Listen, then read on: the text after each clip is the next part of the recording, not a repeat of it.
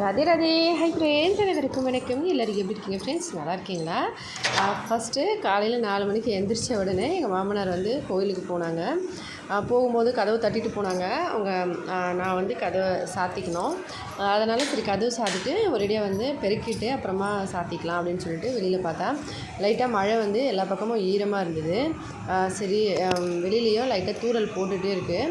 அதனால் சரி பெருக்கிடலாம் ஒரேடியாக, மறுபடியும் ஏன் காலையில் இன்னொரு தடவை வெளியில் வரணும்னு சொல்லிட்டு. அதுவும் இல்லாமல் 5 மணிக்கே வெளிச்சமாகிடுது. இப்போ 4 மணி 4:30 மணி ஆக போகுது. அதனால் சரி ஒரேடியாக பெருக்கிடலாம் அப்படின்னு சொல்லிட்டு வெளியில் சுற்றி பார்த்தேன். நல்லா சில்லுன்னு இருந்தது. இப்போ தான் எங்கள் மாமனார் வந்து கிளம்புனாங்க கோயிலுக்கு. பசங்களையும் சரி எழுப்பி விட்டுடலாம் அப்படின்னு சொல்லிட்டு உள்ளே வந்தேன். ஃபஸ்ட்டு எழுப்பிட்டு அதுக்கப்புறமா நம்ம போய் பெருக்கிக்கலாம்.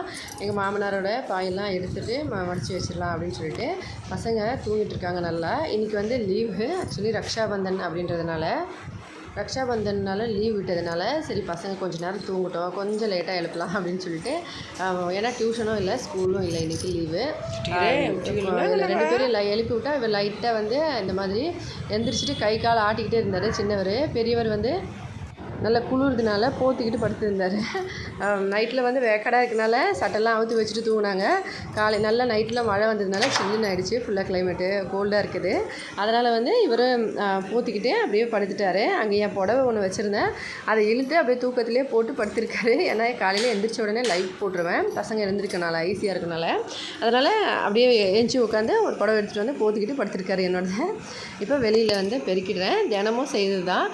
நார்மலாக வீட்டில் பெருக்கிறது. அதனால் நான் ஆல்ரெடி வந்து 2 விலாக்லேயே வந்து காமிச்சிட்டேன் பெருக்கிறது காலையில் என்னெல்லாம் பண்ணுவேன்னு சொல்லி. அதனால் அதை வந்து ஸ்கிப் பண்ணிக்கலாம்.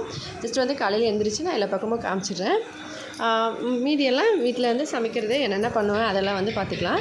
ஏன்னா ரெகுலராக வந்து அதையே வந்து சொல்ல வேண்டாம் இல்லைங்களா, பெருக்கிறது லாக் காலையில் என்னென்ன பண்ணுறதுன்றதெல்லாம். இப்போ பசங்களும் எந்திரிச்சிட்டாங்க. நான் வீடு வாசல்லாம் பெருக்கிட்டு அதுக்கப்புறமா குளிச்சுட்டு ஒரேடியாக எல்லா வேலையும் முடிச்சுட்டு வந்துடுறேன் காலையில். இப்போ காலையில் பிரேக்ஃபாஸ்ட் பண்ணுறதுக்கு ரெடி பண்ணுறேன். இதுக்கு முன்னாடி போட்ட விலாக் யாரெல்லாம் பார்த்துருக்கீங்களோ அவங்களுக்கெல்லாம் தெரியும். ஈவினிங் வந்து சாப்பிட்றதுக்கு நிறைய இட்லியும் அதுக்கப்புறம் அவல் பிரசாதமும் இருந்தது. இப்போ குளிச்சுட்டு ரெடி ஆகிட்டேன். அடுத்து வந்து பிரேக்ஃபாஸ்ட் பண்ண போகிறேன் பசங்களுக்கு. இதுக்கு முன்னாடி பண்ண விலாகில், அதாவது நேற்று வந்து அவல் பிரசாதமும் இட்லியும் இருந்தது. அதுக்கப்புறம் ஜூஸும் இருந்தது. வீட்டில் வந்து முருங்கைக்காய் குழம்பு எல்லாமே இருந்ததுனால இட்லியோட முருங்கைக்காய் குழம்பு வச்சு பசங்களும் நானும் சாப்பிட்டுட்டோம். அவல் பிரசாதம் வந்து அப்படியே ஃப்ரிட்ஜில் வச்சுட்டேன். அதை வந்து இப்போ பிரேக்ஃபாஸ்ட்டாக பண்ண போகிறேன். அந்த பிரசாதம் வந்து நம்ம வந்து அதில் வெல்லம் இல்லைன்னா சர்க்கரை போட்டு பண்ணியிருப்பாங்க. தேங்காய் துருவல் அவல் வந்து அரைச்சது. அதை வந்து நம்ம கொஞ்சமாக பால் ஊற்றி அதை நல்லா மிக்ஸ் பண்ணி சின்னதாக அப்படி தட்டி தவாவில் போட்டு சாப்பிட்டோம்னா சூப்பராக இருக்கும். சுட்டு சாப்பிட்டா அதை மாதிரி தான் செய்ய போகிறேன். இது வந்து நான் ஒரு 7 இயர்ஸ்க்கு முன்னாடியே வீடியோ பண்ணிட்டேன். அதனால் இப்போ நான் ஜஸ்ட் வந்து செய்யும்போது கொஞ்சம் காமிக்கிறேன். ஈஸியாக செஞ்சிடலாம். அதை வந்து காலையில் பசங்களுக்கு கொடுத்துருவேன். ஆக்சுவலி அவல் அந்த ஃபுட்டு செய்யலான்னு தான் போனேன். பசங்க வந்து டியூஷனும் போல் நல்லா வீட்டில் கொஞ்சம் நேரம் விளையாடிட்டு ஜாலியாக அதுக்கப்புறம் சாப்பிட்றது நான் செய்ய போகும்போது இந்த அவல் தான் இப்படியே சாப்பிட்ணுன்னு சொன்னால். ஆக்சுவலி எங்கள் பெரிய பையனுக்கு வந்து இந்த அவல் அப்படியே வந்து சர்க்கரை போட்டு பால் ஊற்றி சாப்பிட பிடிக்கும். அதில் அவல் தேங்காய் துருவல் ப்ளஸ் வந்து சர்க்கரைலாம் போட்டு கிரைண்டிங் பண்ணியிருக்க பிரசாதம், மிளகு பவுடர் கொஞ்சமாக போட்டிருப்பாங்க. அதில் வெறுமனா பால் சேர்த்து சாப்பிட்டா ரொம்ப டேஸ்ட்டாக இருக்கும். அவனுக்கு வந்து அப்படியே சாப்பிட்ணுன்னு சொன்னால் அதனால் அவனுக்கு அப்படியே ஒரு கிண்ணத்தில் போட்டுக்கிட்டேன். அந்த ஸ்நாக்ஸ் வந்து செய்யவே இல்லை. அதுக்கப்புறமா வந்து சத்து மாவு பவுடர் வீட்டிலையே நான் செஞ்சது. அது வந்து ஒரு 1.5 ஸ்பூன் போல் போட்டு சின்ன பையனுக்கு பால் இருக்குது நைட்டோட பால் மீதியானது அதை வந்து இது 2த்துலேயும் ஊற்றி நல்லா கலந்து குழந்தைங்களுக்கு கொடுத்துருவேன் சாப்பிட்றதுக்கு. 2 பேரும் வந்து இங்கே உட்காந்து இப்படி அப்படின்னு கையாட்டிக்கிட்டு இருந்தாங்க. நான் அதுக்குள்ளே 2 பேருக்கும் எல்லாம் ரெடி பண்ணி கொடுத்தேன். ஏன்னா வெளியில் வந்து நான் ஏற்கனவே சொன்னேன் இல்லைங்களா இட்லி கொடுப்பாங்கன்னு சொல்லி அவங்க வந்திருக்காங்க இன்னொரு வீட்டிலேருந்து. நான் இட்லி வாங்க போனதுனால இவங்க 2 பேரும் ஃபோன் பிடிச்சிட்டு அப்படியே வீடியோ எடுத்துகிட்டு இருக்காங்க. பால் பவுடரு அவல்னு சொல்லி ஒடியால் பேசிகிட்டு இருந்தாங்க. நான் வந்து ஆக்சுவலி வாய்ஸ் கட் பண்ணி வச்சுருக்கேன், மியூட் பண்ணிவிட்டு நான் பேசிகிட்டு இருக்கேன். இப்போ இட்லி வாங்கிட்டு வந்து வச்சுட்டு அப்புறமா பால் வந்து 2த்துலேயும் எவ்வளோ வேணுமோ அந்தளவுக்கு ஊற்றி நான் ரெடி பண்ணிக்கிறேன். இட்லி வந்து இப்படி தான் இருக்கும். நான் நேற்று வீடியோவில் பார்த்துருக்கீங்க விலாகில். உள்ளுக்குள்ளே பூரணெல்லாம் வச்சு இப்படி தான் இருக்கும். நான் இதை வச்சுடுறேன் ஃபஸ்ட்டு. காலையில் நல்லா சுடு சுட கொண்டு வந்துட்டாங்க. இவங்க 8 மணிக்கெலாம் கொண்டு வந்துட்டாங்கன்னா எத்தனை மணிக்கு எழுந்திரிச்சு செஞ்சாங்கன்னே தெரியல. பெரிய பசங்களுக்கும் இப்போ நான் ஃபஸ்ட்டு ஃபுட்டு கொடுத்துட்டு அதுக்கப்புறமா நான் சாப்பிட்டுக்கலான்னு சொல்லிட்டு இட்லி வந்து ஓரமாக வச்சுட்டு பசங்க 2 பேருக்கும் அந்த பவுடரும் அவளும் மிக்ஸ் பண்ணி கொடுக்க ஆரம்பிச்சிட்டேன். அவங்க 2 பேரும் சாப்பிட்டுட்டு இந்த பக்கம் ரெடி ஆகிறதுக்குள்ளே அவங்க வந்திருக்காங்க. அவங்கக்கிட்ட கொஞ்சம் நேரம் பேசிவிட்டு அனுப்பணும். வீட்டுக்கு வந்தவங்க மோஸ்ட்லி வந்து யார் வீட்டுக்கும் அந்தளவு போக மாட்டாங்க. இந்த மாதிரி ஏதாவது கொடுக்கணும், வேணும்னா வரணும், அந்த மாதிரி டைமில் தான் வருவாங்க. அதனால் நானும் ரொம்ப நாள் ஆச்சு அவங்கள பார்த்து. அதனால் அவங்க காலையில் வந்து ஆசீர்வாதம் வாங்கிட்டு அவங்கக்கிட்ட பேசிகிட்டே இருந்தேன். இங்கே ஊர்லேயே இருக்கவங்க தான். ரொம்ப நாள் பார்க்கல, இப்போ தான் பார்த்தேன் ஊருக்கு போயிட்டு வந்த அப்புறமா. அதனால் காலில் விழுந்துட்டு அவங்கக்கிட்ட பேசிகிட்டு இருந்தேன். பசங்களுக்கு வந்து இந்த பக்கம் ரெடி பண்ணி கொடுத்துட்டு நான் போய் பேசிட்டு வரதுக்குள்ளே அவங்க சாப்பிட்டுட்டாங்க. அதுக்கப்புறம் அவங்க சாப்பிட்டு முடிச்ச அப்புறம் நான் வந்து இட்லி எடுத்து சாப்பிட ஆரம்பிச்சிட்டேன். இட்லி வந்து எவ்வளோ டேஸ்ட்டாக இருக்குன்னா வேறு எதுவும் சைடிஷ் இல்லாமையே சாப்பிட்றலாம்.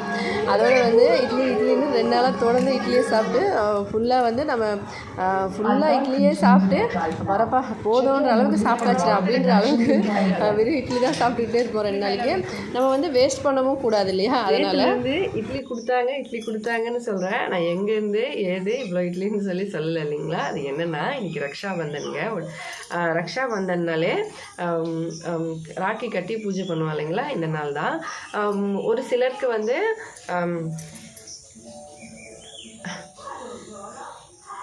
இந்த ரக்ஷாபந்தன் அன்னைக்கு இன்னொரு ஆளுங்க இருக்காங்க. அவங்களுக்கு வந்து பூஜை நாள். அவங்க என்ன பண்ணுவாங்கன்னா இன்றைக்கி அவங்க வீட்டில் எல்லோரும் இப்போ ஒரு 10 ஃபேமிலி இருக்காங்கன்னா 10 ஃபேமிலியிலுமே இன்றைக்கி வந்து இட்லி செய்வாங்க.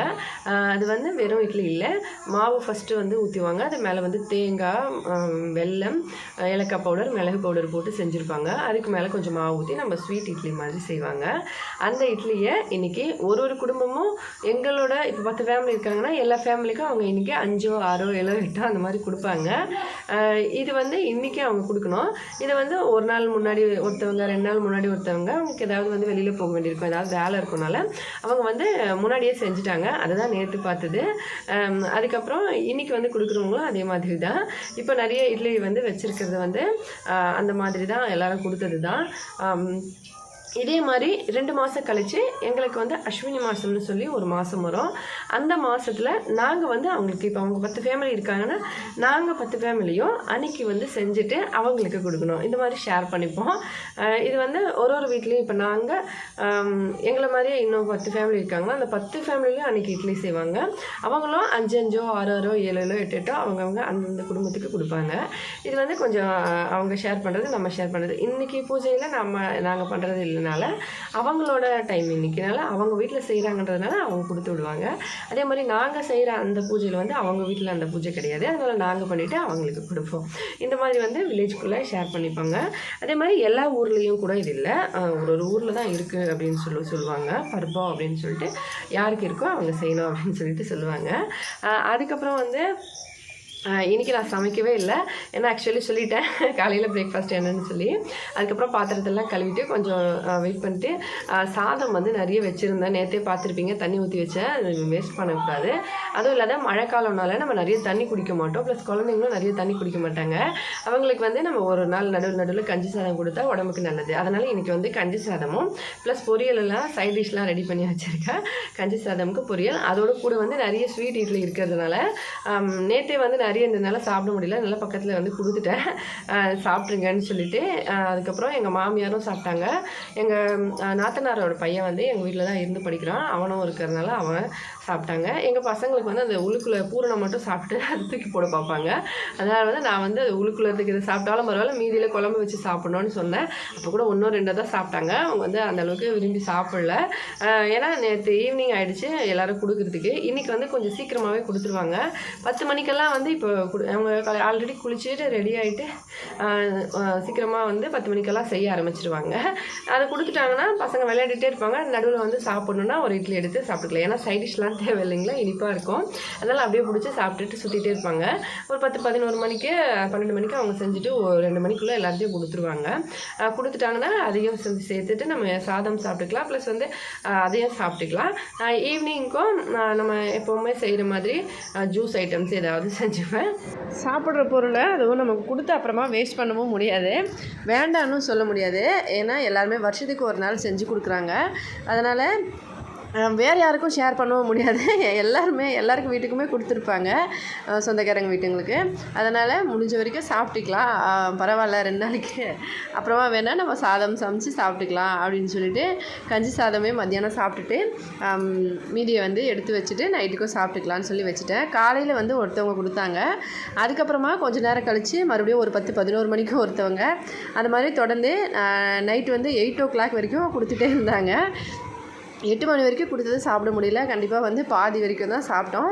நான் வந்து ஏன் வாய்ஸ் வந்து மியூட் பண்ணிவிட்டு இங்கே சாப்பிட்டுட்ருக்கேன்னா, அப்புறமா நான் வாய்ஸ் பேசியிருக்கேன். ஏன்னா டிவி ஓடிட்டே இருக்குது, சவுண்டு, பசங்கள்லாம் பார்த்துட்ருக்காங்க.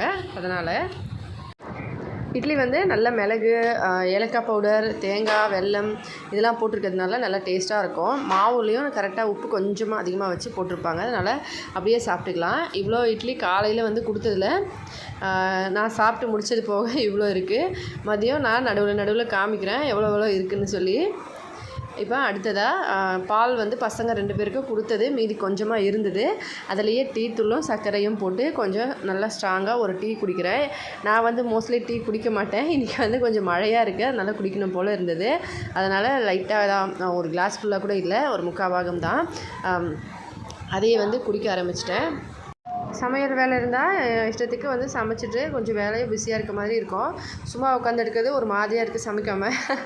அதுக்கப்புறமா சரி பரவாயில்லன்னு கொஞ்சம் நேரம் ஃபோன் பார்த்துட்டு பசங்க கூட விளையாடிட்டு அப்படியே கொஞ்சம் நேரம் இருந்தேன்.